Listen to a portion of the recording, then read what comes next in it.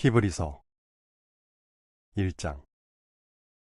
예전에는 하느님께서 예언자들을 통해 여러 경우에 여러 방법으로 우리의 조상들에게 말씀하셨습니다. 그러나 지금 이 시대의 끝에 와서는 아들을 통해 우리에게 말씀하셨습니다. 하느님께서는 그를 모든 것의 상속자로 삼으셨으며 그를 통해 세상 제도들을 만드셨습니다. 그는 하느님의 영광의 반영이자 그분의 본성의 정확한 표상으로서 모든 것을 강력한 말씀으로 계속 존재하게 하십니다. 그는 우리를 죄에서 정결케 하신 후에 높은 곳에 계신 존엄하신 분의 오른편에 앉으셨습니다. 그는 천사들보다 더욱 탁월한 이름을 상속받으셔서 그만큼 그들보다 뛰어나게 되셨습니다. 예를 들어 하느님께서 천사들 중 누구에게 너는 내 아들이다, 내가 오늘 내 아버지가 되었다라고 말씀하신 적이 있습니까? 또 나는 그의 아버지가 되고 그는 내 아들이 될 것이다라고 하신 적이 있습니까? 그러나 자신의 맏아들을 사람이 거주하는 땅에 다시 보내실 때에는 하느님의 천사들은 모두 그에게 경배하여라 하고 말씀하십니다. 또한 천사들에 관해서는 그분은 자신의 천사들을 영으로, 자신의 봉사자들을 불꽃으로 삼으신다라고 말씀하십니다. 그러나 아들에 관해서는 이렇게 말씀하십니다. 하느님은 영원 무궁토록 당신의 왕좌이시며 당신의 왕국의 홀은 공의의 홀입니다. 당신이 의를 사랑하고 불법을 미워하셨으므로 하느님 곧 당신의 하느님이 당신의 동무들보다 당신에게 더 많은 환희의 기름을 부으셨습니다. 또 이러한 말씀이 있습니다. 주여, 당신은 시초에 땅의 기초를 놓으셨으며 손수 하늘을 지으셨습니다. 그것들은 없어져도 당신은 그대로 계실 것이고 그것들은 옷과 같이 모두 헤어질 것입니다. 당신은 그것들을 외투처럼 말아버리시고 옷처럼 바꾸실 것입니다. 그러나 당신은 한결같으시며 당신의 연수는 결코 끝이 없을 것입니다. 그분이 천사들 중 어느 누구에게 내가 너의 적들을 너의 발판으로 삼을 때까지 내 오른편에 앉아있어라 하고 말씀하신 적이 있습니까? 그들은 모두 거룩한 봉사를 위한 영들이며 구원을 상속받을 자들을 섬기도록 보냄을 받은 자들이 아닙니까? 2장. 그러므로 우리는 들은 것들의 보통 이상의 주의를 기울일 필요가 있습니다. 그것은 우리가 결코 떠내려가지 않기 위해서입니다. 천사들을 통해 하신 말씀이 확실하여 모든 범법과 불순종의 행동이 공의에 따라 처벌을 받았다면 우리가 이처럼 큰 구원을 소홀히 여길 때 어떻게 처벌을 피할 수 있겠습니까? 그 구원은 우리 주께서 처음으로 말씀하셨고 그 말씀을 들은 이들이 우리에게 확증한 것입니다. 하느님께서도 표징들과 놀라운 일들과 여러 가지 기적들로 그리고 자신의 뜻에 따라 나누어 주신 성령으로 함께 증언해 주셨습니다.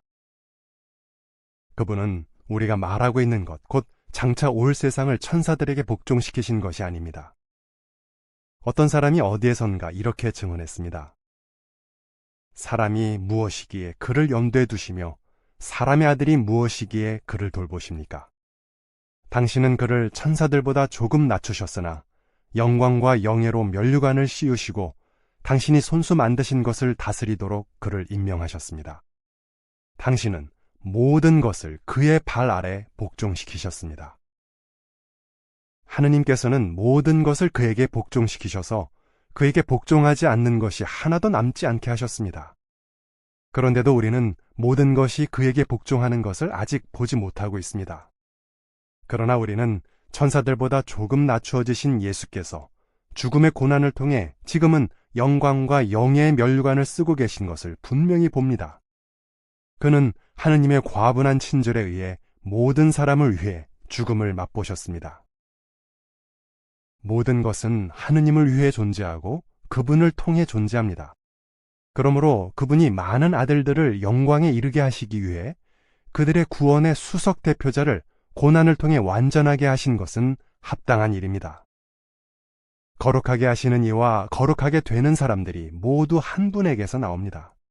그 때문에 그는 그들을 형제라고 부르는 것을 부끄러워하지 않으십니다. 그가 이렇게 말씀하십니다. 내가 당신의 이름을 내 형제들에게 선포하고 회중 가운데서 당신을 노래로 찬양하겠습니다. 또한 이렇게 말씀하십니다. 나는 그분을 신뢰하겠습니다. 그가 또 말씀하십니다. 보라, 나와 또 여호와께서 내게 주신 어린 자녀들이다. 이 어린 자녀들은 피와 살을 가진 사람들이므로 그도 마찬가지로 피와 살을 가지셨습니다. 그것은 그가 자기의 죽음을 통해 죽음을 초래할 수단을 가진 자 곧 마귀를 없애고 죽음에 대한 두려움 때문에 평생토록 종살이에 얽매여 있는 사람들을 모두 풀어주기 위해서였습니다. 그는 분명 천사들을 돕고 계신 것이 아니라 아브라함의 자손을 돕고 계신 것입니다. 그러므로 그는 모든 면에서 자신의 형제들과 같아지셔야 했습니다. 그것은 그가 하느님에 관한 일에서 자비롭고 충실한 대제사장이 되셔서 사람들의 죄를 위해 화목 희생을 바치시기 위해서였습니다. 그는 시험 받으실 때에 친히 고난을 당하셨기 때문에 시험 받고 있는 사람들을 도와주실 수 있습니다. 3장. 그러므로 하늘의 부르심에 참여하는 자들인 거룩한 형제 여러분, 우리가 인정하는 사도이며 대제사장이신 예수를 생각하십시오. 모세가 하느님의 온 집에서 충실했던 것과 같이 예수는 자신을 임명하신 분에게 충실하셨습니다.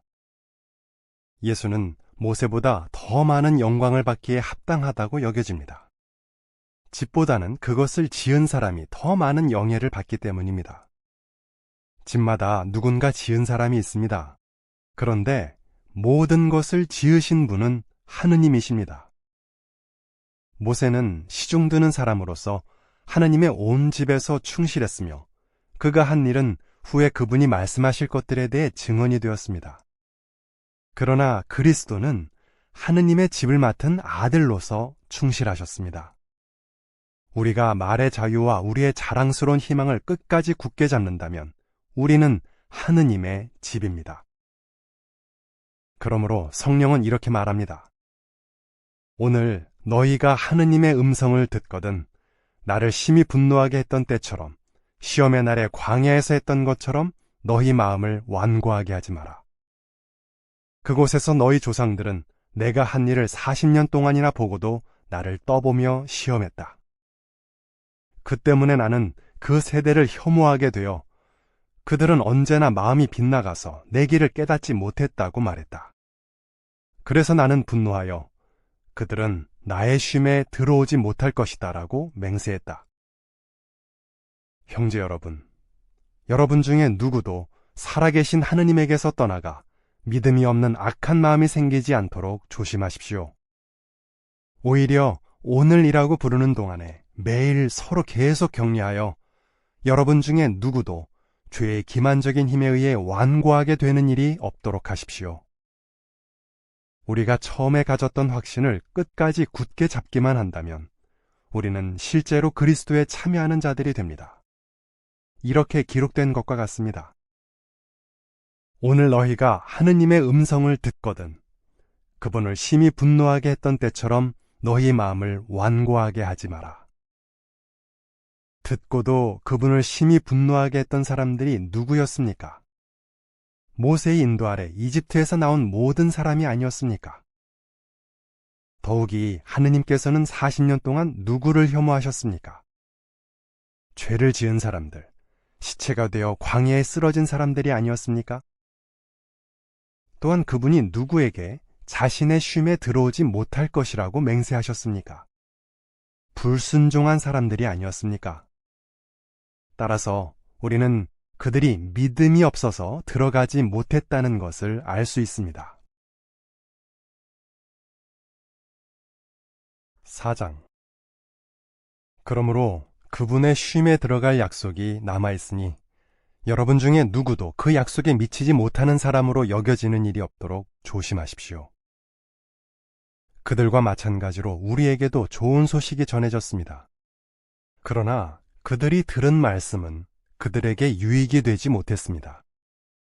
그들은 귀 기울여 들은 사람들과 믿음으로 연합하지 않았기 때문입니다. 믿음을 나타낸 우리는 실제로 쉼에 들어갑니다. 그분은 이렇게 말씀하셨습니다. 나는 분노하여 그들은 나의 쉼에 들어오지 못할 것이다 라고 맹세했다. 그분의 일이 세상의 기초가 놓인 때부터 이미 끝나 있었는데도 그렇게 말씀하셨습니다. 그분은 일곱째 날에 관해 어디에선가 이렇게 말씀하셨습니다. 하느님께서는 모든 일을 마치고 일곱째 날에 쉬셨다. 또 그분은 그들은 나의 쉼에 들어오지 못할 것이다 라고 말씀하십니다.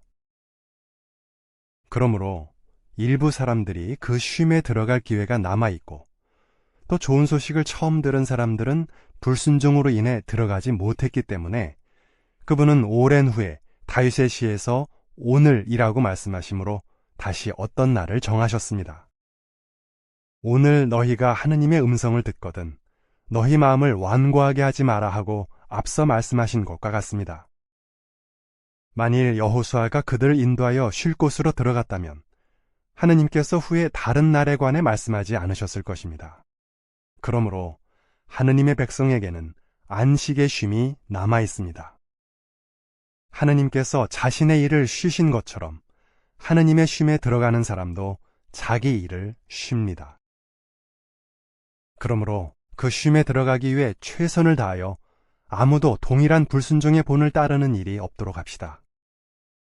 하느님의 말씀은 살아있고 힘을 발휘하며 어떤 쌍날칼보다 더 날카로워서 사람 속을 꿰찔러 영혼과 영을 가르고 관절과 골수를 가르기까지 하며 마음에 품은 생각과 의도를 분별해냅니다. 어떤 피조물도 그분 앞에 숨겨져 있지 않고 모든 것이 그분의 눈에 벌거벗은 채 숨김없이 드러나 있습니다. 우리는 그분에게 답변해야 합니다. 그러므로 우리에게는 하늘로 올라가신 위대한 대제사장 하느님의 아들 예수께서 계시니 그에 대해 공개적으로 선언하는 일을 굳게 잡읍시다. 우리의 대제사장은 우리의 약함을 동정하지 못하는 분이 아닙니다. 그는 우리와 마찬가지로 모든 면에서 시험을 받으셨지만 죄는 없으신 분입니다. 그러므로 말의 자유를 가지고 과분한 친절의 왕좌로 나아갑시다. 그리하여 자비를 얻고 과분한 친절을 받아 제때에 주시는 도움을 받도록 합시다. 5장 사람들 가운데서 선택된 대제사장은 누구나 사람들을 위해 하느님에 관한 일을 맡도록 임명됩니다. 그것은 그가 예물과 속죄 희생을 바치게 하려는 것입니다. 그는 무지하고 잘못을 저지르는 이들을 동정심을 가지고 대할 수 있습니다. 자기 자신도 약함을 지니고 있기 때문입니다. 그 때문에 그는 백성의 죄를 위해서뿐만 아니라 자기의 죄를 위해서도 제물을 바쳐야 합니다. 이러한 영예는 사람이 자기 스스로 얻는 것이 아니라 아론처럼 하느님께 부르심을 받을 때에만 얻는 것입니다. 이와 같이 그리스도께서도 스스로 대제사장이 되어 자신을 영광스럽게 하신 것이 아니라 그에게 너는 내 아들이다. 내가 오늘 내 아버지가 되었다 라고 말씀하신 분에 의해 영광스럽게 되신 것입니다. 그분은 또 다른 곳에서 너는 멜기세덱의 방식을 따른 영원한 제사장이다 라고 말씀하십니다. 그리스도께서는 땅에 계시는 동안 자신을 죽음에서 구하실 수 있는 분에게 강한 부르짖음과 눈물로 간구와 청원을 드리셨으며 그의 경건한 두려움 때문에 하느님께서 그의 기도를 호의적으로 들어주셨습니다. 그는 아들이셨지만 자신이 겪은 고난으로부터 순종을 배우셨습니다. 그리고 완전하게 되신 후에 자신에게 순종하는 모든 사람의 영원한 구원을 책임지게 되셨습니다. 그는 하느님에 의해 멜기세덱의 방식을 따른 대제사장으로 임명되셨기 때문입니다. 그에 관해서는 우리가 할 말이 많지만 여러분이 듣는 일에 둔해졌기 때문에 설명하기가 어렵습니다. 지금쯤은 여러분이 가르치는 사람이 되었어야 하는데 하느님의 신성한 선언에 관한 초보적인 것들을 누군가에게 처음부터 다시 배울 필요가 있습니다. 여러분은 단단한 음식이 아니라 다시 젖을 필요로 하는 사람이 되었습니다. 계속 젖을 먹는 사람은 누구나 의의 말씀에 익숙하지 않습니다. 그는 어린 아이이기 때문입니다. 그러나 단단한 음식은 장성한 사람들, 곧 분별력을 사용하여 훈련함으로 옳고 그른 것을 구별할 줄 아는 이들의 것입니다. 6장. 그러므로 그리스도에 관한 초보적인 교리를 넘어서서 기초를 다시 놓지 말고 장성에 이르기 위해 힘씁시다. 그 기초는 죽은 행실로부터 회개하는 것과 하느님에 대한 믿음, 침례들과 손을 얻는 것, 죽은 사람의 부활과 영원한 심판에 대한 가르침입니다. 하느님께서 허락하신다면 우리가 장성으로 나아갈 수 있을 것입니다. 한번 빛을 받고 하늘의 선물을 맛보고 성령에 참여하는 자가 되고 하느님의 좋은 말씀과 오는 세상 제도의 힘을 맛보고도 떨어져 나간 자들을 되살려 회개하게 하는 것은 불가능합니다. 그들이 스스로 하느님의 아들을 다시 기둥에 못 박아 공개적으로 수치를 당하게 하기 때문입니다. 자주 내리는 비를 흡수하여 경작하는 자들에게 유익한 농작물을 내는 땅은 하느님께 축복을 받습니다. 그러나 가시나무와 엉겅퀴를 내면 버림받고 곧 저주를 받아 결국 불타버리고 말 것입니다. 사랑하는 여러분, 우리가 이렇게 말하고 있지만 여러분에게는 더 나은 것들, 곧 구원에 이르게 하는 것들이 있음을 확신합니다. 하느님께서는 불의하지 않으시므로 여러분이 거룩한 자들을 섬겼고 지금도 섬기면서 행한 일과 그분의 이름을 위해 나타낸 사랑을 잊지 않으십니다. 우리는 여러분 각자가 계속 부지런함을 나타내어 끝까지 희망에 대한 온전한 확신을 갖기를 바랍니다. 그리하여 여러분이 게으른 사람이 되지 않고 믿음과 참을성을 통해 약속을 상속받는 이들을 본받는 사람이 되기를 바랍니다. 하느님께서는 아브라함에게 약속하실 때에 자신보다 더 큰 일을 두고 맹세할 수 없었기 때문에 자신을 두고 맹세하며 말씀하셨습니다. 내가 반드시 너를 축복하고 반드시 너를 번성하게 할 것이다. 그리하여 아브라함은 참을성을 보인 후에 그 약속을 얻었습니다. 사람들은 자기보다 더 큰 일을 두고 맹세합니다. 그리고 그 맹세는 그들에게 법적 보증이 되므로 모든 논쟁을 그치게 합니다. 이와 같이 하느님께서는 약속의 상속자들에게 자신의 목적이 변할 수 없음을 더욱 분명히 보여주시려고 맹세를 통해 보증하셨습니다. 그리하여 피신처로 도피한 우리는 하느님께서 거짓말하실 수 없는 두 가지 변할 수 없는 것을 통해 큰 격려를 받아 우리 앞에 놓인 희망을 굳게 잡게 됩니다. 우리가 가진 이 희망은 영혼을 위한 확실하고 굳건한 닷과 같으며 휘장 안으로 들어갑니다. 그곳으로 선구자 예수께서 우리를 위해 들어가셨으며 그는 멜기세덱의 방식을 따른 영원한 대제사장이 되셨습니다. 7장. 이 멜기세덱은 살렘의 왕이며 가장 높으신 하느님의 제사장으로 왕들을 무찌르고 돌아오는 아브라함을 만나 축복해 주었고 아브라함은 그에게 모든 것의 10분의 1을 주었습니다. 먼저 그의 이름은 번역하면 의의 왕이라는 뜻이고 또한 그는 살렘의 왕, 곧 평화의 왕입니다.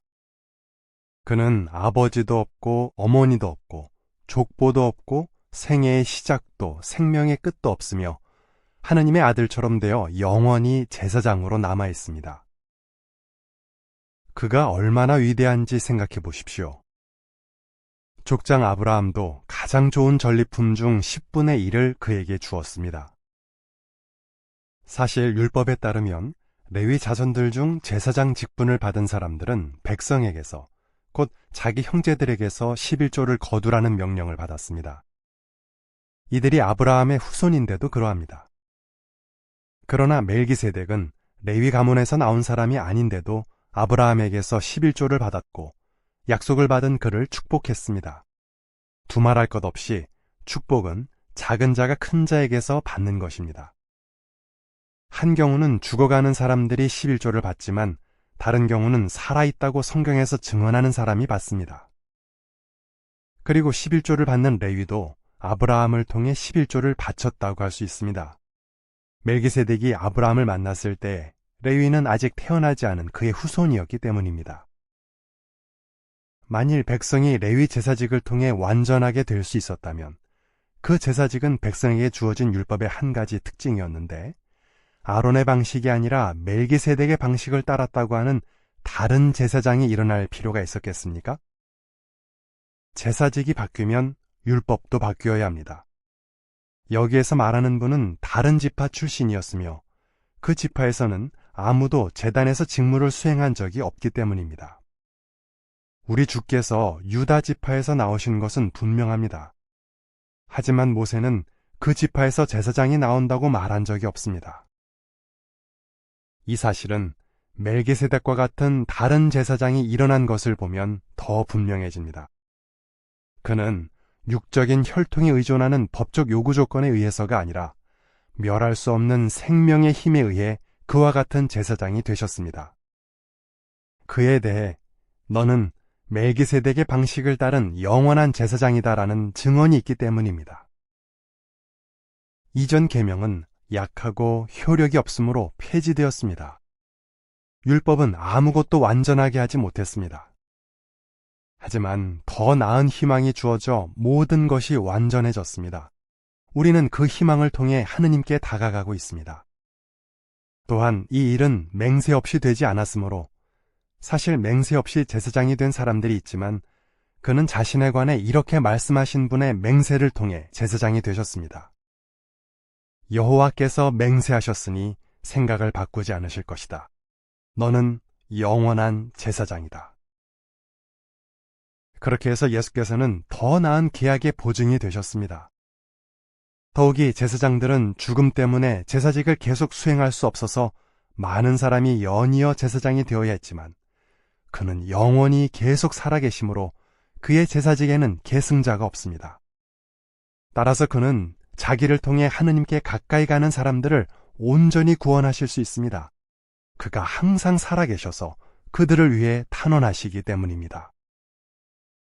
이와 같은 대제사장은 우리에게 적격인 분입니다. 그는 충성스럽고 순결하고 더럽혀지지 않고 죄인들과 구별되고 하늘 위로 높여진 분이십니다.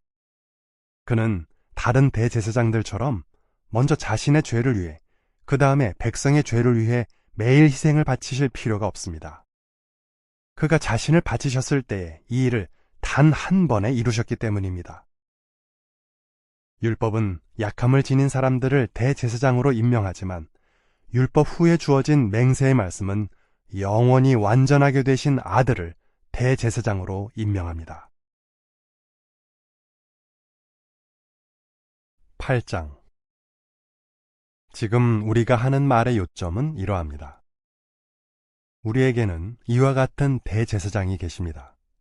그는 하늘에 계신 존엄하신 분의 왕좌 오른편에 앉아 계시며 거룩한 곳과 참된 천막의 봉사자이십니다. 그 천막은 사람이 아니라 여호와께서 세우신 것입니다.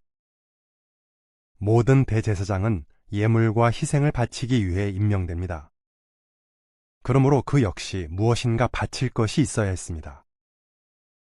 만일 그가 땅에 계시다면 제사장이 되지 못하실 것입니다. 땅에는 율법에 따라 예물을 바치는 사람들이 이미 있기 때문입니다. 그 사람들이 드리는 신성한 봉사는 하늘에 있는 것들의 모형과 그림자입니다. 모세가 천막을 지으려고 할 때에 하느님께 이러한 명령을 받은 것과 같습니다. 산에서 내게 보여준 그 모형대로 모든 것을 만들도록 하여라. 그러나 이제 예수께서는 더욱 탁월한 직무를 맡으셨습니다. 더 나은 계약의 중개자이시기도 하기 때문입니다. 그 계약은 더 나은 약속에 근거하여 법적으로 확립된 것입니다. 만일 그 첫 계약에 결함이 없었다면 두 번째 계약이 필요하지 않았을 것입니다. 하느님께서는 그 백성의 결함을 찾으시고 이렇게 말씀하십니다.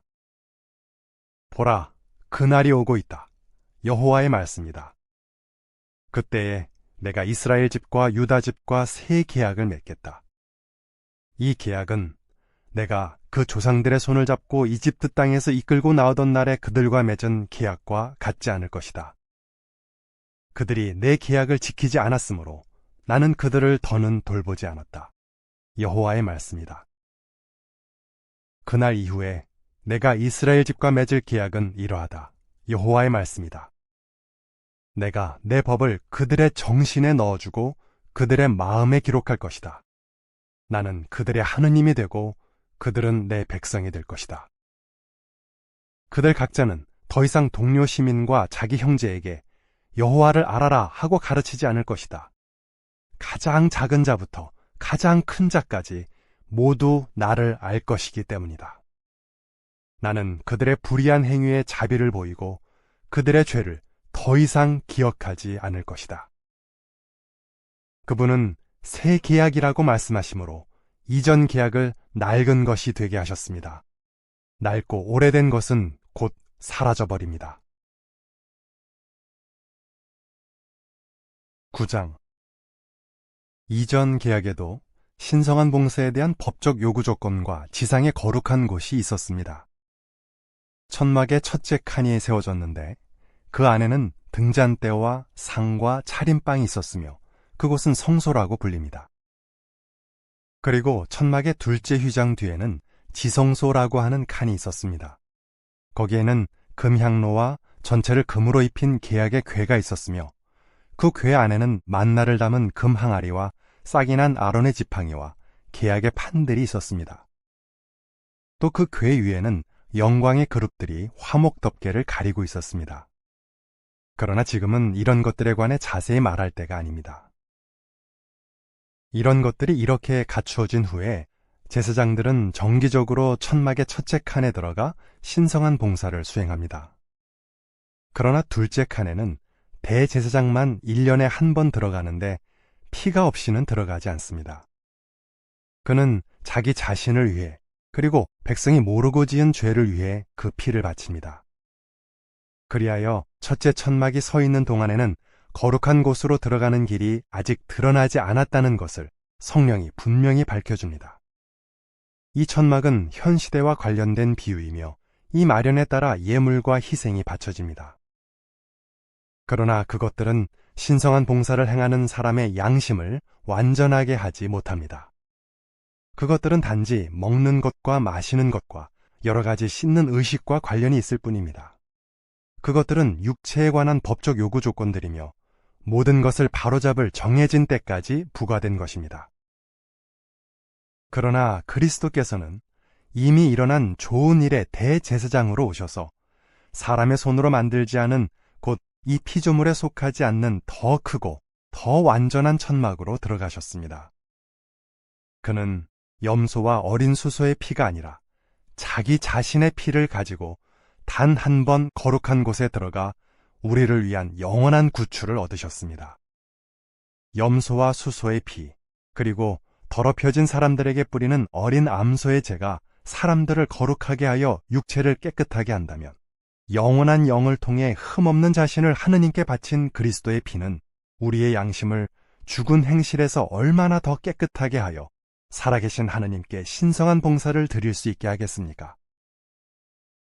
그러므로 그는 새 계약의 중개자이십니다. 그것은 이전 계약 아래서 저지른 범법으로부터 사람들을 대속물을 통해 석방시키려고 그가 죽으심으로 부르심을 받은 사람들이 영원한 상속재산에 대한 약속을 받게 하려는 것입니다. 계약이 있는 곳에서는 인간 계약자의 죽음이 확증되어야 합니다. 계약은 재물의 죽음에 의해 유효해지는 것으로 인간 계약자가 살아있는 동안에는 아무 효력이 없기 때문입니다. 그러므로 이전 계약도 피 없이 효력을 갖게 된 것이 아닙니다. 모세는 율법의 모든 계명을 온 백성에게 말한 후에 어린 수소와 염소의 피를 물과 진홍색 양털과 히솝과 함께 가져다가 계약의 책과 온 백성에게 뿌리며 이것은 하느님께서 여러분에게 지키라고 명하신 계약의 피입니다 라고 말했습니다. 그리고 그는 천막과 거룩한 봉사에 쓰이는 모든 그릇에도 그와 같이 피를 뿌렸습니다. 그렇습니다. 율법에 의하면 거의 모든 것이 피로 깨끗해지며 피가 쏟아지지 않고는 죄의 용서가 이루어지지 않습니다. 그러므로 하늘에 있는 것들의 모형은 이러한 방법으로 깨끗해져야 했지만 하늘에 있는 것들은 훨씬 더 나은 희생이 필요합니다. 그리스도께서는 실체의 모형인 사람의 손으로 만든 거룩한 곳이 아니라 하늘 그 자체에 들어가셨으며 지금은 우리를 위해 하느님 앞에 나타나 계십니다. 그리스도께서는 대제사장이 자신의 것이 아닌 피를 가지고 해마다 거룩한 곳에 들어가는 것처럼 여러 번 자신을 바치려고 들어가신 것이 아닙니다. 만일 그래야 한다면 그가 세상의 기초가 놓인 때부터 여러 번 고난을 당하셔야 했을 것입니다. 그러나 이제 그는 자신을 희생으로 바쳐 죄를 없애시려고 세상 제도들의 종결기간에 자신을 단 한 번 나타내셨습니다. 사람이 단 한 번 죽는 것은 정해진 일이고 그 후에는 심판을 받게 되어 있는 것처럼 그리스도께서도 많은 사람들의 죄를 지기 위해 자신을 단 한 번 바치셨습니다. 그리고 그가 두 번째 나타나시는 것은 죄와는 상관이 없으며 구원을 위해 그를 진지하게 찾는 사람들은 그를 보게 될 것입니다. 10장 율법은 오게 될 좋은 것들의 그림자일 뿐 그 실체는 아니므로 해마다 계속 같은 희생을 바치는 것으로는 하느님께 나아가는 사람들을 결코 완전하게 할 수 없습니다. 만일 그렇게 할 수 있었다면 신성한 봉사를 드리는 사람들이 한 번에 깨끗해져서 더 이상 죄의식을 느끼지 않았을 것이므로 희생을 바치는 일이 중단되지 않았겠습니까? 그와는 반대로 이 희생들은 해마다 죄를 생각나게 합니다. 수소와 염소의 피는 죄를 없앨 수 없기 때문입니다. 그러므로 그는 세상에 오실 때 이렇게 말씀하셨습니다. 당신은 희생과 제물을 원하지 않으시고 저를 위해 몸을 예비하셨습니다. 당신은 번제물과 속죄 제물을 기뻐하지 않으셨습니다. 그래서 제가 말했습니다. 보십시오, 하느님, 저는 두루마리의 저에 관해 기록된 대로 당신의 뜻을 행하러 왔습니다. 그는 먼저 당신은 희생과 제물과 번제물과 속죄 제물을 원하지도 기뻐하지도 않으셨습니다. 라고 말씀하십니다. 이것들은 율법에 따라 바치는 희생입니다. 그런 다음 그는 보십시오, 저는 당신의 뜻을 행하러 왔습니다. 라고 말씀하십니다. 그는 두 번째 것을 굳게 세우시려고 첫 번째 것을 폐지하신 것입니다. 그 뜻에 따라 예수 그리스도의 몸이 단 한 번 바쳐짐으로 우리는 거룩하게 되었습니다. 모든 제사장은 날마다 자기 자리에 서서 거룩한 봉사를 드리며 같은 희생을 거듭 바치는데 그것들은 결코 죄를 온전히 없앨 수 없습니다. 그러나 그는 죄를 위해 한 번의 영원한 희생을 바치시고 하느님의 오른편에 앉으셨으며 그때부터 자신의 적들이 자신의 발판으로 놓일 때까지 기다리고 계십니다. 그는 한 번의 희생 제물을 바치심으로 거룩하게 되는 사람들을 영원히 완전하게 하셨습니다.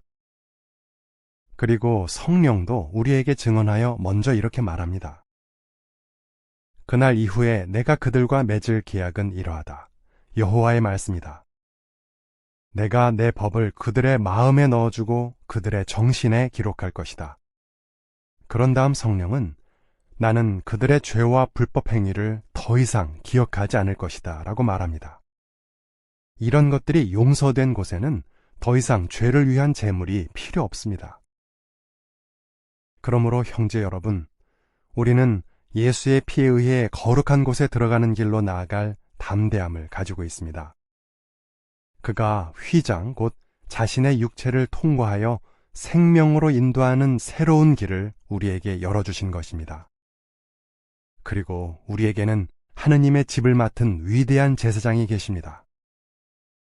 그러므로 진실한 마음과 온전한 믿음을 가지고 하느님께 나아갑시다. 우리의 마음은 피가 뿌려져서 악한 양심에서 벗어나 깨끗해졌고 우리의 몸은 깨끗한 물로 씻겨졌습니다.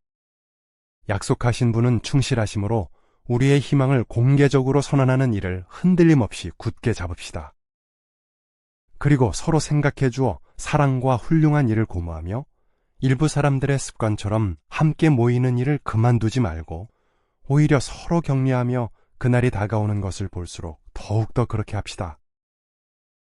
우리가 진리의 정확한 지식을 받은 후에 고의로 거듭 죄를 짓는다면 더 이상 죄를 위한 희생이 남아있지 않고 오히려 심판을 기다리는 두려움과 대적하는 자들을 소멸할 불타는 진노가 있을 뿐입니다.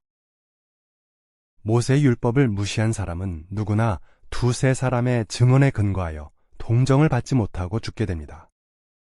그렇다면 하느님의 아들을 짓밟고 자기를 거룩하게 한 계약의 피를 대수롭지 않게 여기고 과분한 친절의 영을 모욕한 사람은 얼마나 더 큰 벌을 받아 마땅하겠습니까? 복수는 나의 것이니 내가 갚아주겠다라고 말씀하신 분을 우리는 알고 있습니다. 그리고 여호와께서 자신의 백성을 심판하실 것이다 라고도 했습니다. 살아계신 하느님의 손에 떨어지는 것은 두려운 일입니다. 여러분이 빛을 받은 후에 고난 가운데 큰 싸움을 인내한 이전의 날들을 계속 기억하십시오. 여러분은 때로는 공개적으로 치욕과 환난을 당하기도 했고, 때로는 그러한 일을 겪고 있는 사람들과 함께하기도 했습니다. 여러분은 감옥에 있는 사람들에게 동정심을 나타냈고, 재산을 빼앗기는 일도 기쁘게 받아들였습니다. 그보다 더 나은 영속하는 소유물을 가지고 있다는 것을 알고 있었기 때문입니다.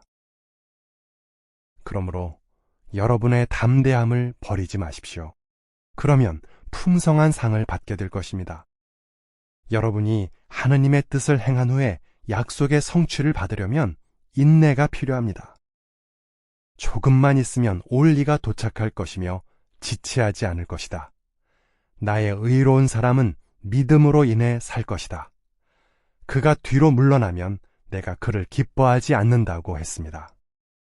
우리는 뒤로 물러나서 멸망할 사람들이 아니라 믿음으로 생명을 보존할 사람들입니다. 11장. 믿음은 바라는 것들에 대한 보증된 기대이며 보이지 않는 실체에 대한 확실한 증거입니다. 이 믿음으로 옛사람들은 자신에 대해 좋은 증언을 얻었습니다. 믿음으로 우리는 세상 제도들이 하느님의 말씀에 의해 질서 있게 놓였고, 따라서 보이는 것은 보이지 않는 것에서 나와 존재하게 되었다는 것을 깨닫습니다. 믿음으로 아벨은 카인보다 더 큰 가치가 있는 희생을 하느님께 바쳤습니다. 그는 그 믿음을 통해 의롭다는 증언을 받았으니 하느님께서 그의 예물을 기뻐하셨던 것입니다. 그는 죽었지만 자기의 믿음을 통해 여전히 말합니다. 믿음으로 에녹은 죽음을 보지 않도록 옮겨졌습니다.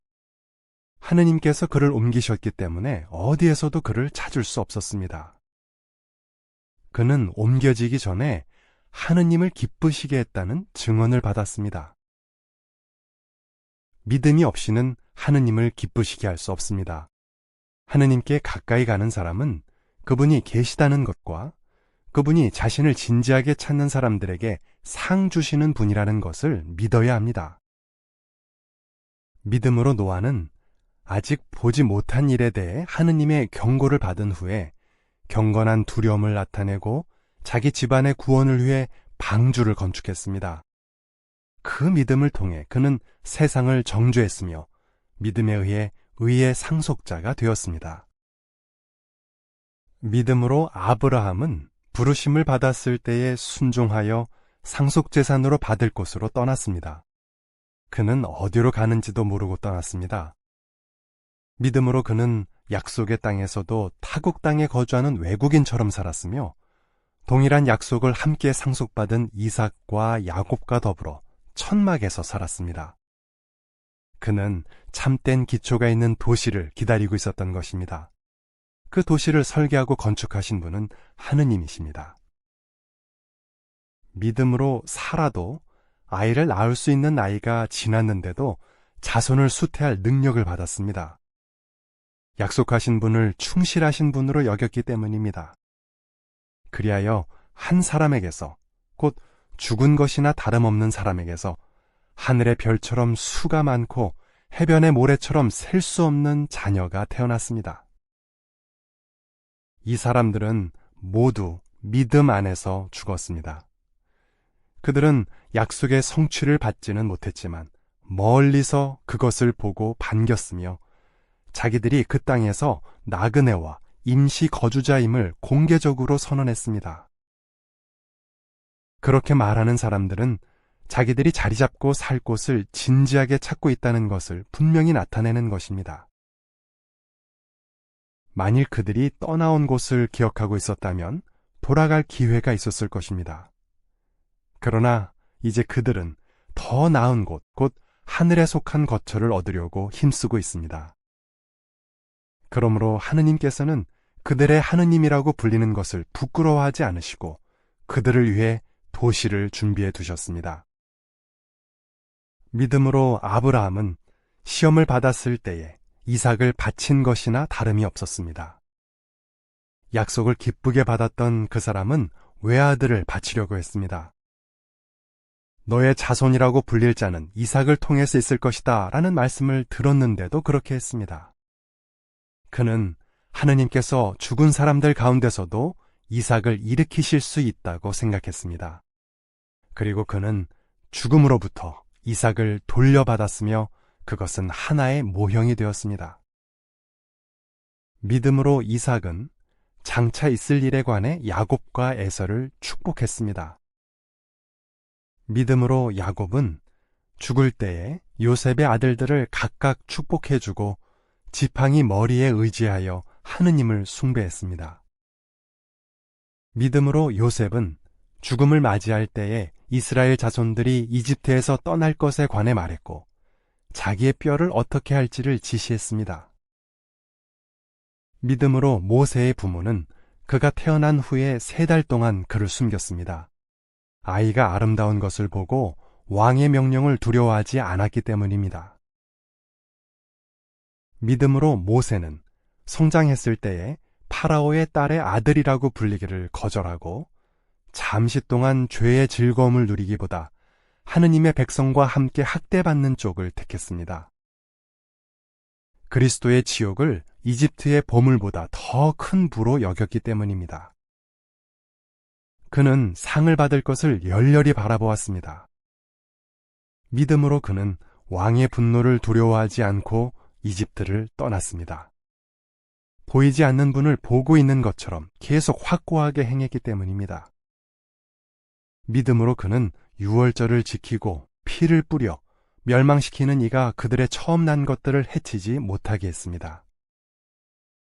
믿음으로 그들은 홍해를 마른 땅처럼 건넜습니다. 그러나 이집트인들은 그렇게 하려다가 물에 빠져 죽었습니다. 믿음으로 사람들이 7일 동안 예리코 성벽 주위를 돌자 그 성벽이 무너졌습니다. 믿음으로 매춘부 라합은 불순종한 사람들과 함께 멸망당하지 않았습니다. 그가 정탐꾼들을 평화롭게 맞아들였기 때문입니다. 내가 무슨 말을 더하겠습니까? 기드온, 바락, 삼손, 입다, 다윗, 그리고 사무엘과 그 밖의 예언자들에 관해 말하려면 시간이 부족할 것입니다. 믿음을 통해 그들은 왕국들을 쳐부수고 의를 이루고 약속을 얻고 사자의 입을 막고 불의 힘을 꺾고 칼날을 피하고 약한 상태에서 강해지고 전쟁에서 강력해지고 침략하는 군대를 무찔렀습니다. 여자들은 자기의 죽은 사람을 부활로 받았습니다. 어떤 사람들은 타협하여 풀려나기를 거절해서 고초를 겪었습니다. 그것은 더 나은 부활을 얻기 위해서였습니다. 또 어떤 사람들은 조롱과 채찍질로 심지어 쇠사슬과 감옥으로 시련을 겪었습니다. 그들은 돌로 맞고 시험을 당하고 톱질을 당해 두동강이 나고 칼로 죽임을 당하고 궁핍과 환난과 학대를 겪으면서 양가죽과 염소가죽을 입고 돌아다녔습니다. 세상은 그들을 받아들일 만한 곳이 못 되었습니다. 그들은 광야와 산과 동굴과 땅굴을 헤매고 다녔습니다. 이 사람들은 모두 믿음 때문에 호의적인 증언을 받았지만 약속의 성취는 얻지 못했습니다. 하느님께서 우리를 위해 더 좋은 것을 내다보시고 그들이 우리 없이는 완전해질 수 없게 하셨기 때문입니다.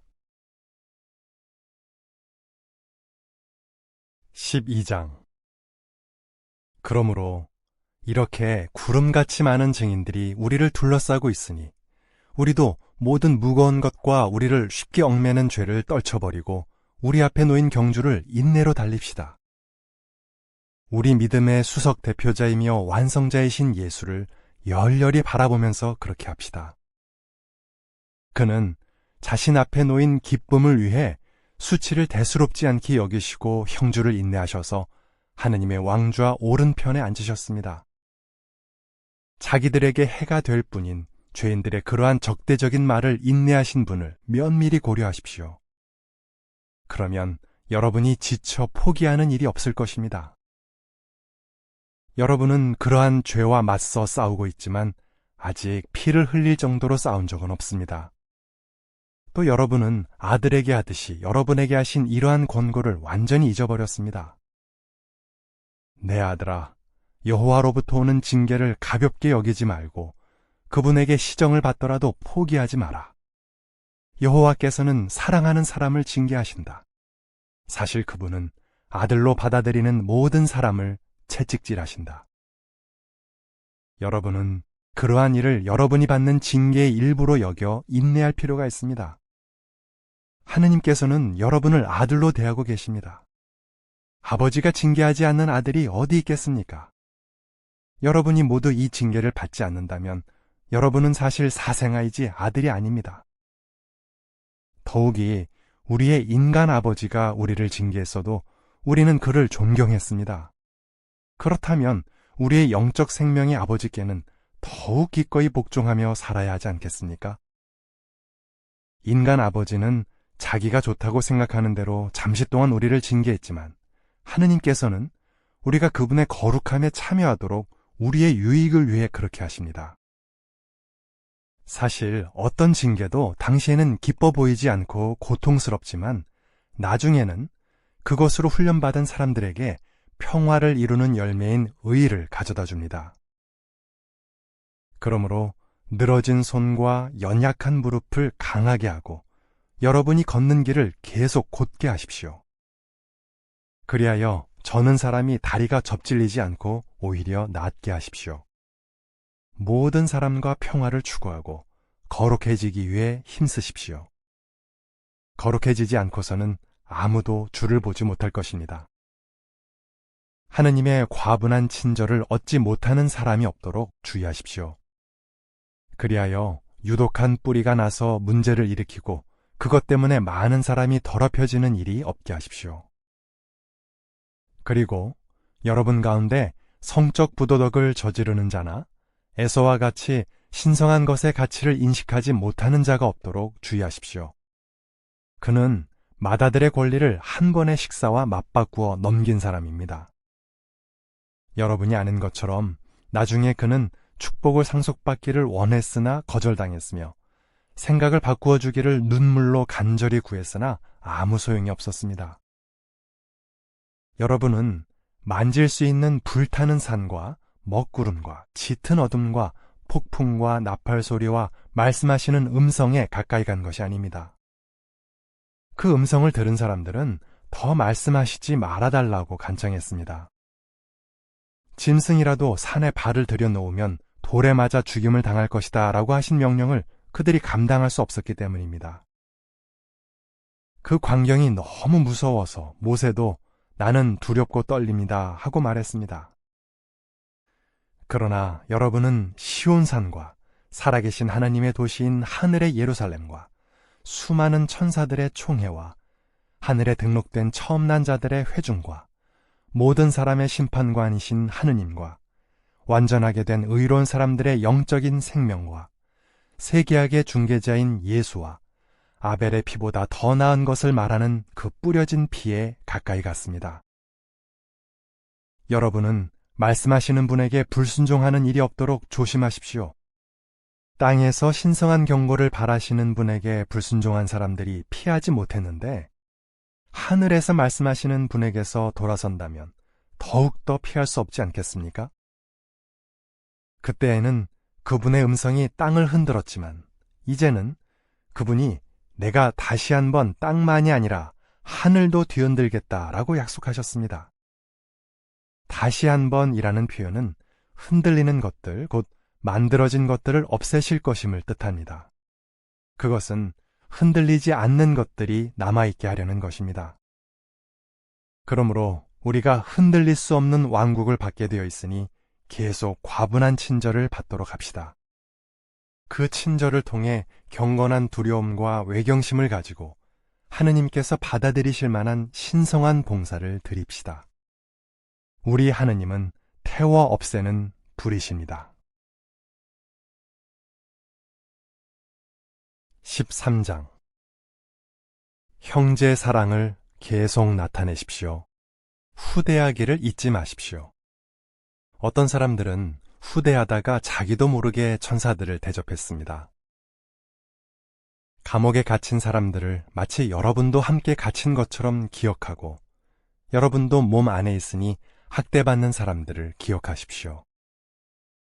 모든 사람은 결혼을 귀하게 여기고 결혼의 침상을 더럽히지 마십시오. 하느님께서는 성적 부도덕을 저지르는 자와 간음하는 자를 심판하실 것입니다.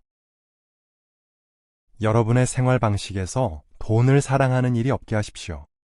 현재 있는 것으로 만족하십시오. 내가 결코 너를 떠나지 않겠고 결코 너를 버리지 않겠다라고 그분은 말씀하셨습니다.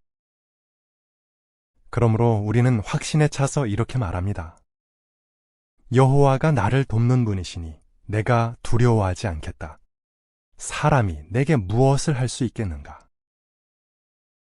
여러분 가운데서 인도하고 있는 사람들, 곧 하느님의 말씀을 여러분에게 알려준 사람들을 기억하십시오. 그들의 행실의 결과를 살펴보고 그들의 믿음을 본받으십시오. 예수 그리스도는 어제도, 오늘도, 그리고 영원히 한결같은 분이십니다. 여러 가지 이상한 가르침에 이끌려 잘못된 길로 가지 마십시오. 음식이 아니라 과분한 친절로 마음을 강하게 하는 것이 더 낫습니다. 음식에 얽매인 사람들은 그것으로 유익을 얻지 못합니다. 우리에게는 제단이 있는데 천막에서 신성한 봉사를 드리는 사람들은 그 제단에 있는 것을 먹을 권한이 없습니다. 동물들의 피는 대제사장이 속죄 제물로 거룩한 곳으로 가지고 들어가고 그 동물들의 몸은 진영 밖에서 태웁니다. 그러므로 예수께서도 자신의 피로 사람들을 거룩하게 하시려고 도시의 성문 밖에서 고난을 당하셨습니다. 그러니 우리도 진영 밖으로 그에게 나아가 그가 겪으신 지옥을 함께 겪읍시다. 우리는 이곳에 영속하는 도시를 가지고 있지 않으며 장차 올 도시를 진지하게 찾고 있습니다. 그를 통해 항상 하느님께 찬양의 희생을 바칩시다. 그 희생은 우리가 그분의 이름에 대해 공개적 선언을 하여 맺는 입술의 열매입니다. 그리고 선을 행하는 것과 여러분이 가진 것을 다른 사람들에게 나누어 주기를 잊지 마십시오. 하느님께서는 그런 희생을 기뻐하십니다. 여러분 가운데서 인도하고 있는 사람들에게 순종하고 복종하십시오. 그들은 답변할 사람들로서 여러분을 깨어 지키고 있습니다. 그러므로 그들이 이 일을 기쁨으로 하게 하고 한숨을 지으며 하지 않게 하십시오. 그것은 여러분에게 손해가 될 것입니다. 우리를 위해 계속 기도해 주십시오. 우리는 정직한 양심을 가지고 있다고 확신하며 모든 일에서 정직하게 처신하기를 원합니다. 내가 여러분에게 더 빨리 돌아갈 수 있도록 기도해 주기를 간곡히 부탁합니다. 양들의 위대한 목자이자 영원한 계약의 피를 가진 우리 주 예수를 죽은 사람들 가운데서 이끌어내신 평화의 하느님께서 여러분이 그분의 뜻을 행하도록 모든 좋은 것을 갖추어 주셔서 그분이 보시기에 기쁨이 되는 일을 예수 그리스도를 통해 우리 안에서 이루시기를 바랍니다. 그분에게 영원 무궁토록 영광이 있기를 바랍니다. 아멘. 형제 여러분, 내가 이렇게 여러분에게 짧은 편지를 썼으니 이 격려의 말을 참을성을 갖고 듣기를 권고합니다. 우리의 형제 디모데가 풀려났다는 것을 알려드립니다. 그가 빨리 오면 내가 그와 함께 여러분을 만나보게 될 것입니다. 여러분 가운데서 인도하고 있는 모든 사람과 모든 거룩한 자들에게 나의 안부를 전해주십시오. 이탈리아에 있는 사람들이 여러분에게 안부를 전합니다.